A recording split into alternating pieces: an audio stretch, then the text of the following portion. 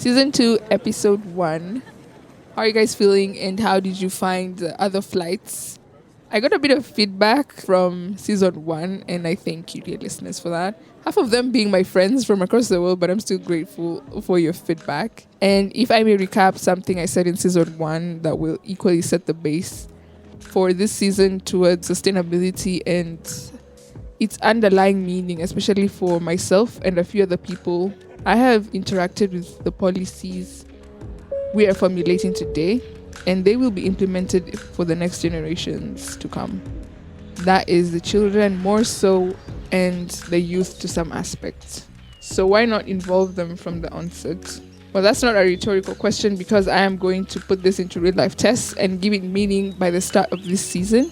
My guests today are two smart individuals who have chosen to stand on the right side of history and the climate crisis, who have not let their age inhibit them or their location, and still have used their loud voices to champion for change. I will now proceed a bit, but not to give too much on who they are.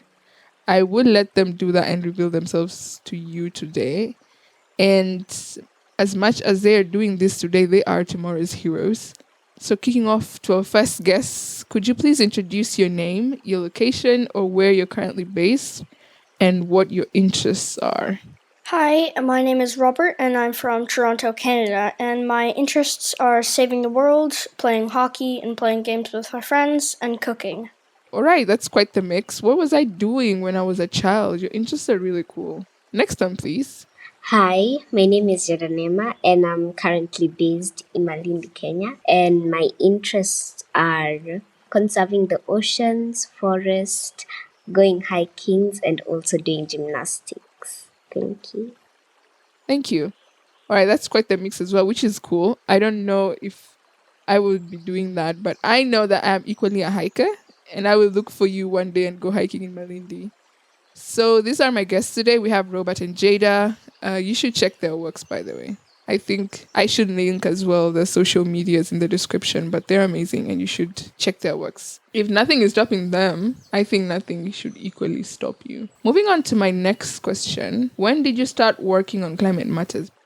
So, one day when I was at Disney Zero Beach in Florida, I went to go on a sea turtle watch with the resort naturalist. And when it was done, I was walking along the beach, and there was one more baby sea turtle that hatched late and was climbing out of the sand. I protected it until it got to the sea, and that's kind of how I started my love with animals and wanting to protect them. I also started to go to Fridays for Future when I was 4, so I've been fighting for this my whole life. So, all this started when I used to live in the village. So, I traveled to the city, to Nairobi, when I was only around 5 or 4 years old. And I saw how dirty and like it had a lot of pollution and a lot of cutting down of trees. So all this activism started at 8 years old after the lockdown, after Corona. So I started doing my activism, like cleaning up the environment and also planting trees. All right, I think someone has been bold enough to call out Nairobi for pollution. Recently, I had one of my bosses at Stop Ecoside come in for one of the summits, it's the Africa Climate Summit. And to the people who will be listening to this in 2050, we had one in Nairobi in 2023. So she lives in the country back in the UK, and her hotel room was within the CBD, that's the Central Business District. And she told me how from her hotel room windows she could actually smell the pollution from the cars passing and the buses. So I get that the site you're saying, Jada, on you notice these things. I think the people who live in Nairobi are kind of used to it, or maybe our lungs are built just to normalize the pollution. But it's something that's happening, and deforestation as well. I think there's a lot of study I wouldn't go much into, but there's a lot of studies on how there's a huge gap in climate change in relation to air pollution in Africa. So not much is known on how much pollution is out there and how harmful it is, which is horrible not to be having this information in your hands. So I get and I find it really honorable that you noticed that, and it also triggered you to kick off your, hero journey. So I will move on to the next question. Why did you choose climate considering its difficulties and tough issues?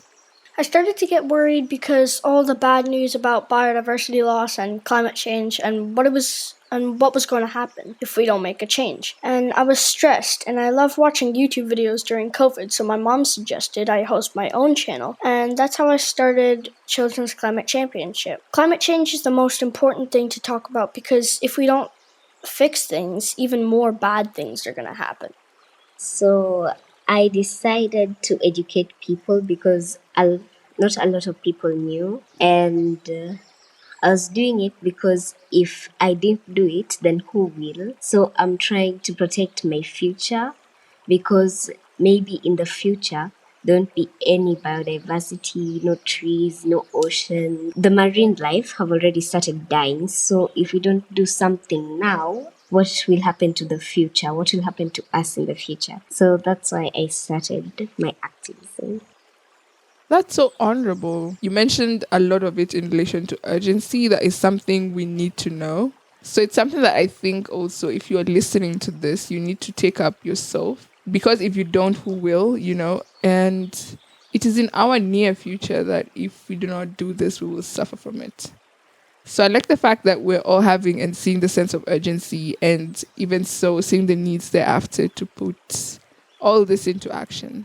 So now I will side in as well into the next question because how did the both of you land in the same podcast? And have guests coming in on board on this season and not to preempt just a little bit maybe, but most of them are quite similar to season one.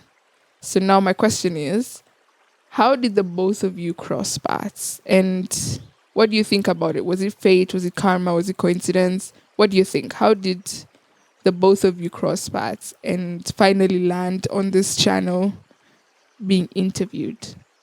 On my channel, I interview kids 12 and under about what they're doing to help save the planet. Jada was one of the first kids I ever interviewed last spring because of her work with Spice Warriors. And that's how they met. And this is also maybe to give a sneak into the next season as I'm planning for some few projects. And the person who's helped me greatly and in bulk on the topics I will discuss in that season, we actually met through the streets of the internet. So quite the mix that came with COVID and everything going online. You guys get to meet so many people who have different interests, and in this case, similar interests on climate activism and climate work. So tell us one of your biggest projects that you consider successful or most challenging, or what was the most fun project that you've ever done? The one that stood out for you, probably in climate activism. Last winter, I went to COP15, the biodiversity conference to protect 30% of the planet's animals by 2030. It wasn't going great, and people were saying the accord might not be signed. It was getting close to Christmas, and I had an idea. I would stand in the hall outside the plenary with a big bed of candy canes, wearing a Santa hat, and ask people to agree to protect at least 30/30 and sign my Santa's nice list to get a candy cane and get home in time for Christmas. I got signatures from about 80 ministers from around the world, and the secretary met me and asked me to speak on the final day in the plenary to thousands of people, and I was so nervous. I thought I was going to barf, but I did it. I read a letter from a little girl in India from my friends at Reserva Youth Land Trust, and when I got back home, people wrote me and said they thought my words had helped get the accord signed, so I'm pretty proud of that. That's so cool. Thank you. I don't think I had the guts to stand in front of thousands of people. And I think that is so noble of you. And I don't know how probably I would have improvised with good tactics and your words to spread the message. Maybe too daunting for me, but I think that was really noble of you. And Jada, do you want to tell us one of your biggest projects or one that you remember the most? My biggest project is challenging but almost successful. My project is I started a petition at change.org of saving Gongwood Forest because it's the largest remaining forest in Nairobi. And they wanted to construct a sewage line passing through the forest, but inside the river. So it means they'll destroy the forest by cutting down trees, animals will die, some will escape from their homes and go live somewhere else. And that was really emotional for me at that time. So I decided to start a petition and to the CS of Environment, Honorable Soipan Tuya, and I hope it will reach the percentage that it has to reach so that it can be read and so Ngomro forest can be saved, because what would happen if that forest would be cut down, and it's a nice forest that you can have fun with your family, and yeah. All right, that was so beautiful as well. Maybe you guys don't know this. Maybe the listeners do. But I didn't tell you before. I'm actually a tree planter, Jada. And I did actually sign your petition a few months ago and got my friends as well to sign it to block the construction in Gong Road Forest, because also the trees there are indigenous and it's mandatory that we preserve this. So I signed that petition. I also understand how frustrating and angering this is. And you mentioned it was emotional for you, and that's actually what led to your activism. It was actually, and it still is probably a big campaign. So we had lots of campaigns with other groups as well to try to get this to the Minister for Environment, that this needs to stop and not to proceed. I'm not too sure how far this has gotten, but I remember signing the petition with a few other petitions as well to get to save the forest, because what else are we doing if we're not saving it for thousands of years to come? And this is going to be like a detour as well. Maybe like a comment or question to the both of you, starting with Rob. What do you think about some things that you see on the ground? And in all sense, do not make sense at all in terms of the thought process or how it was landed to that will cause ecosystems and surroundings to suffer. Like in our case, the cutting down of the trees of the forest. What are your thoughts on the leaders who support such policies? I think they should listen to their kids, and I think they should think about how the future will remember them. Our planet is more important than passing wealthy donors' pockets. How about you, Jada?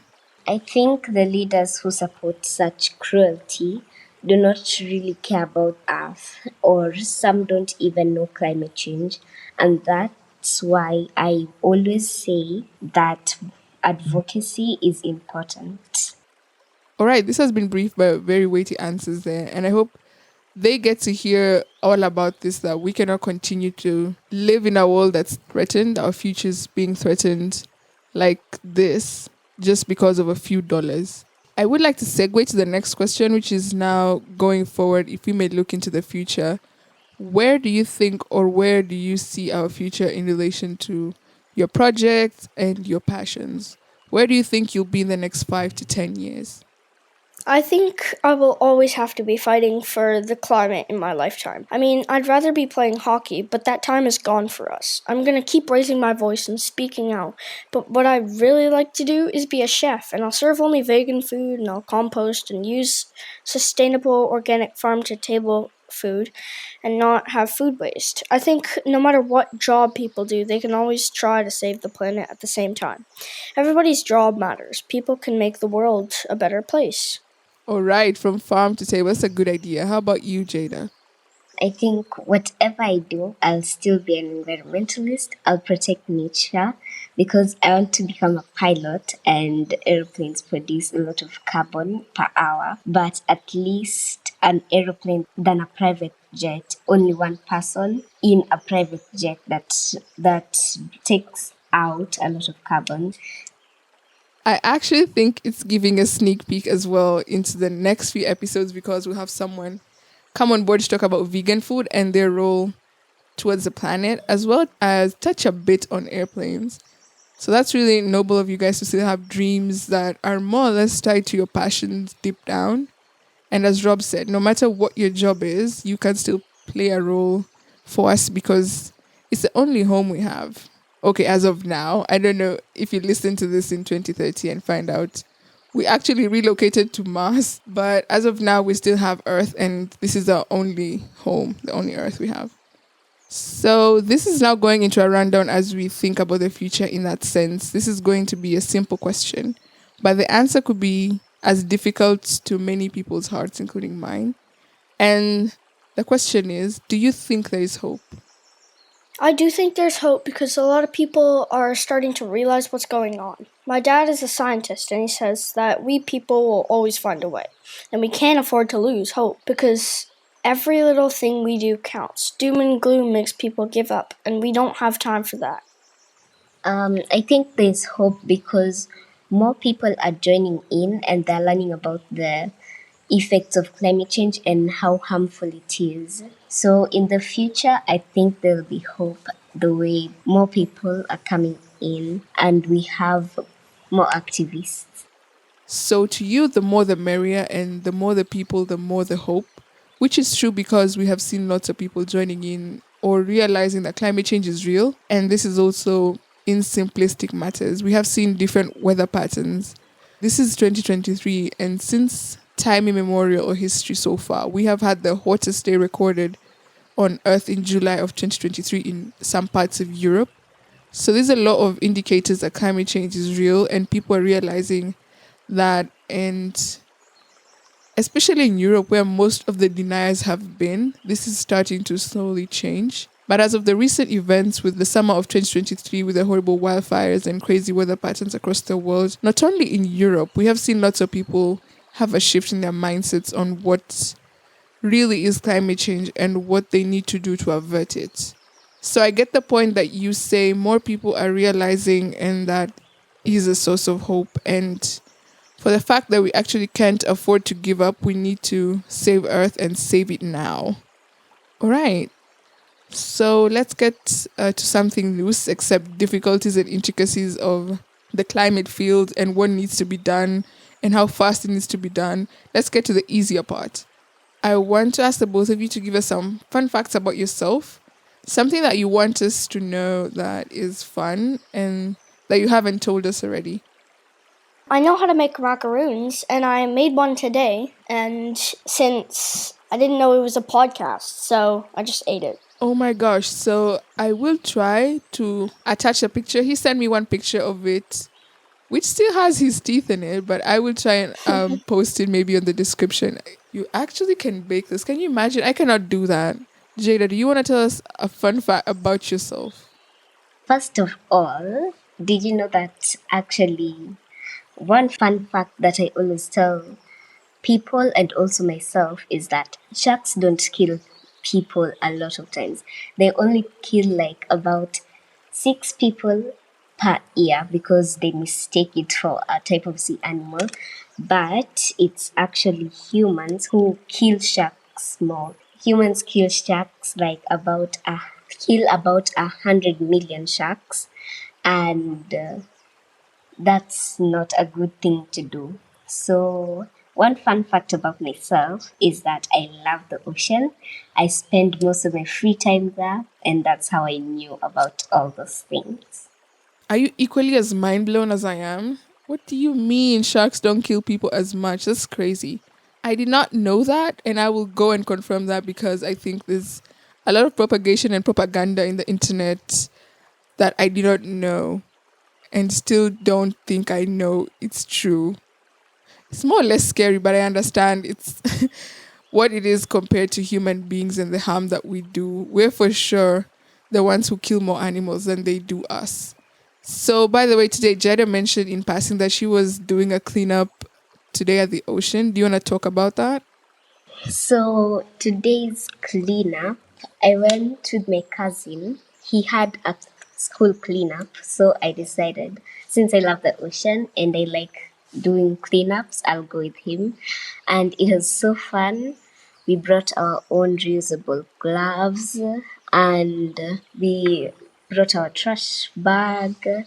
We collected a lot of trash, and there was a lot of trash until we found a fish on the shore being, and it had like plastic around its neck.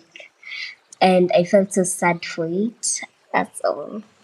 This is going to be an interesting one because I might just find someone who is a deep sea diver to kind of talk about the ocean in relation to climate change and maybe all of that. It'd be great if you could jump in on that episode. But yeah, that was some cool fun facts about my guests today. It's so nice to speak with people who share a heart with you and who are willing to sacrifice a lot of their time and efforts to speak on things that are important to them and their futures, not only to speak about them, but to equally get to the ground and start acting on them. That's something that's really remarkable to see in this generation where climate anxiety is really big. So, do you guys want to say something about that? Yeah, so have you guys watched the documentary about birds talking on macroplastics? It's a type of documentary that tells you more about sea life, so maybe you can learn more from them. All right, thank you for that. We will add it to the description so many people can check it out. I will also check it out. So, as we close down as well, I would like to applaud the parents who support their children in their passions, whichever passion they decide to pursue at a young age. I think parenting these days is quite dynamic because we were just encouraged to study, and study more during our days. So if you see your child is passionate about something or something really weighs them down emotionally and they really have a heart for it, you should support them in making decisions that will lead them to taking action to change that situation. So I'd like to applaud the parents of Rob and Jada for first allowing them to do this podcast with me, as well as encourage them and support them in the activism work going forward, even in the present past. So thank you for this and saving the generations coming through your support to them. So I would like to pass it back to Rob for his last word.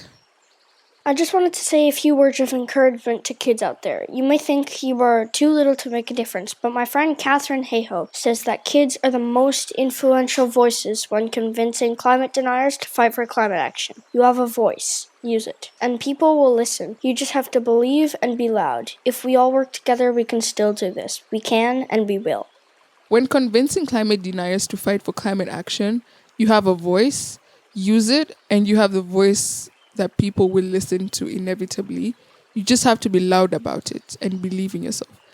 If we all work together, we can still do this. We can and we will, right? Quite an orator here. How about you, Jada? I think big people should also be taught about climate change because not all of them know about it. And there's also one saying that the Honorable Professor Angare Madari said that if you destroy nature, nature will destroy you. So floods and droughts are happening because of what we are doing to it. And if we continue this, we children, we won't have a future. We need to act and use our voices no matter your age. And this is something I said as well.